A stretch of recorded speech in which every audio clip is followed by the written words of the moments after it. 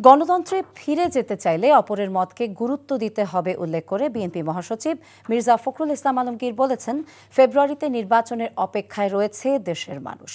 জাতীয় প্রেস ক্লাবে ফেডারেল সাংবাদিক ইউনিয়নের দ্বিবার্ষিক কাউন্সিল অধিবেশনে তিনি কথা বলেন। সাংবাদিকদেরকে রাজনৈতিক দলের লেজুর বৃত্তি পরিহার করে সত্য তথ্য উপস্থাপনের আহ্বান জানিয়ে বিএনপি মহাসচিব বলেন, সোশ্যাল মিডিয়া অপপ্রচার সমাজে ভীতি সৃষ্টি করছে, মব ভায়োলেন্সকে উস্কে দিচ্ছে, যা নেতিবাচক প্রভাব ফেলছে। বিএনপি মহাসচিব বলেন, বেগম খালেদা জিয়া অত্যন্ত অসুস্থ অবস্থায় হাসপাতালে চিকিৎসাধীন রয়েছেন। তিনি দেশবাসীর কাছে দোয়া চান।